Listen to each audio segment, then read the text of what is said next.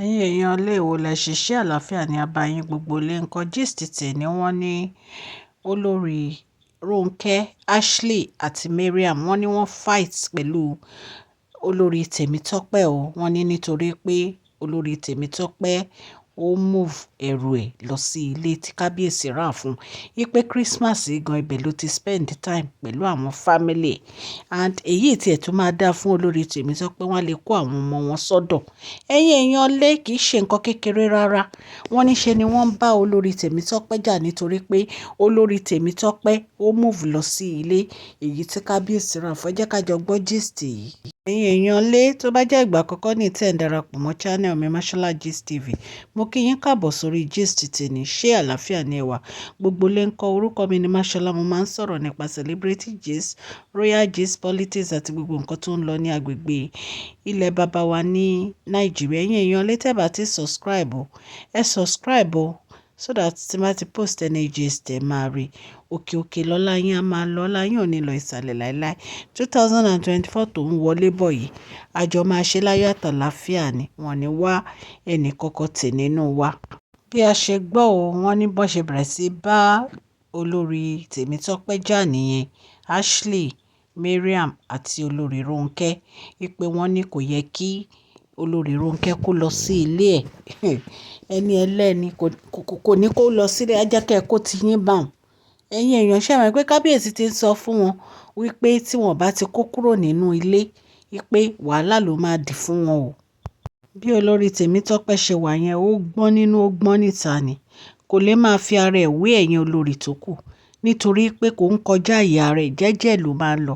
Lóòótọ́ olórí Temitope lè ní issue pẹ̀lú ọkọ ẹ̀ ti tẹ́lẹ̀. Ìyẹn ò mean pé kì í ṣe kìkìkì alábàǹgebè ni. Kò ń ṣe alábàǹgebè, inú ẹ̀ dẹ̀ da inú ẹ̀ mọ́. Yàtọ̀ sí Mariam àti olórí Ronke yìí, ẹ̀yin ń bá olórí Ronke jà nítorí ó kó lọ sílé tó yẹ kán ẹni pé kó bá yín fọwọ́sowọ́pọ̀ nítorí kíni? Kí ló fẹ́ bá yín fọwọ́sowọ́pọ̀ fún? Sódà kẹ́yìn Queen Naomi má bàa fi wá sínú palace. Hey, ẹ̀yin olórí, ẹ̀rín yín dẹ̀ ń pa mí. Ọ̀rọ̀ wọn kò jọ olórí Temitope lójú. Ó ti mọ̀ pé èèyàn burúkú ni wọ́n, wípé alábàǹgebè ni wọ́n. So wọ́n ní olórí Temitope kó ẹrù ẹ̀ ó lọ sí ilé tí kábíyèsí rà fún. Wípé ibẹ̀ gan ló ti ṣe Christmas. Pé ńgbà tí olórí Temitope dẹ̀ tún fẹ́ wá sí palace pé wọ́n tún wá yọjú sí kábíyèsí. Ẹ̀yin èèyàn lé kìí ṣe nǹkan kékeré rárá. Bí wọ́n ṣe lọ bá olórí Temitope nìyẹn tí wọ́n kọjú ìjà sí. Olórí Temitope dẹ̀ ní pé òun ò ní bá wọn jà because òun ò wá sí ilé Ifẹ̀ láti máa jà, ṣùgbọ́n òun ò ní bá wọn form team láti máa dojú ìjà kọ Queen Naomi. Torí Queen Naomi ò ṣẹ̀un, kò sí nǹkan tí Queen Naomi ṣe fóun. Kí ló ń fẹ́ máa bá kábíyèsí àti Queen Naomi jà fún? Tó bá ní time wọ́n lè máa ṣe, ṣùgbọ́n òun ò ní time láti máa bá anybody jà. Nǹkan tọkàn bá dẹ̀ sọ lòun máa ṣe. Ibi tọkàn bá ní kó ń dúró sí lòun máa dúró sí. Tọkàn bá ní òun ra lé fún kó ń lọ dúró síbẹ̀, òun á lọ dúró síbẹ̀. Òun ò lè máa bá wọn ṣe competition no palace. Òun ò lè máa bá wọn form team pé kán máa bá Queen Naomi jà.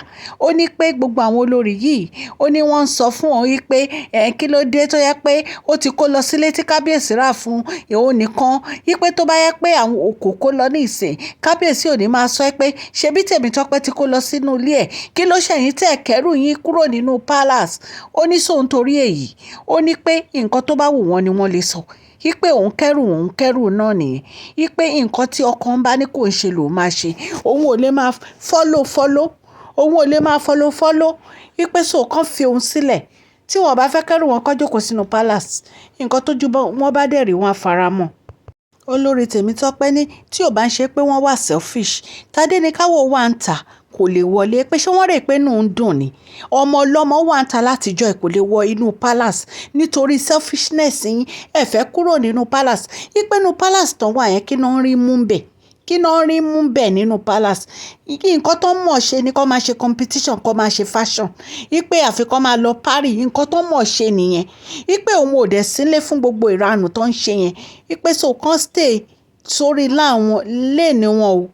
Wípé kó stay sórí lane wọn kó fi òun sílẹ̀. Wọ́n ní kì í ṣe nǹkan kékeré o.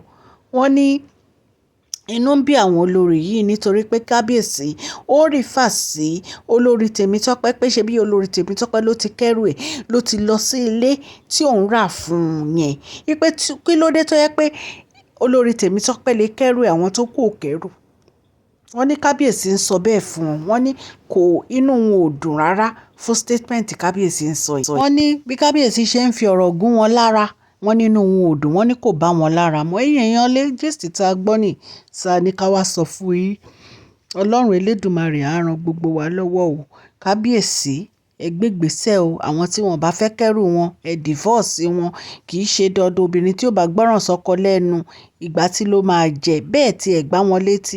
Ó ní àwọn nǹkan tẹ́ lè fi gbá wọn létí because láti ìjọ́ ilẹ̀ tí ń sọ fún wọn kó kẹ́rù wọn kó lọ sínú palace.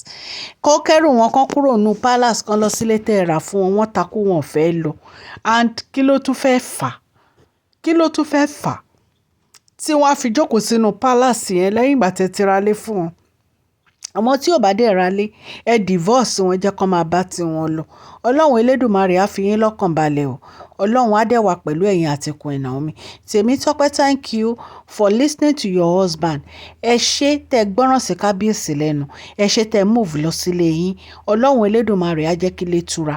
Ẹ̀yin tẹ́ dẹ̀ tí move lọ sílé yín ẹ tètè pàápàá ẹ move lọ sílé yín. Ọlọ́run á wà pẹ̀lú wa, ọdún ayọ̀ ni gbogbo wa máa ṣe o.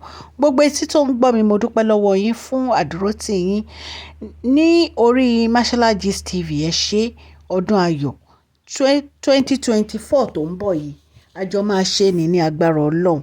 A ní fi ẹnikẹ́ni ṣàwárí o. Mo fẹ́ sọ fún yín pé allege ni gist tí mò ń fún yín o. Ẹ mọ̀ pé mi ìbá kábíyèsí gbénu palace ṣùgbọ́n bàbá ṣe ń gbọ́ a máa mọ̀ wọ́ fún yín. Ọlọ́run Elédùmarè á wà pẹ̀lú. Share this video, like and subscribe. God bless.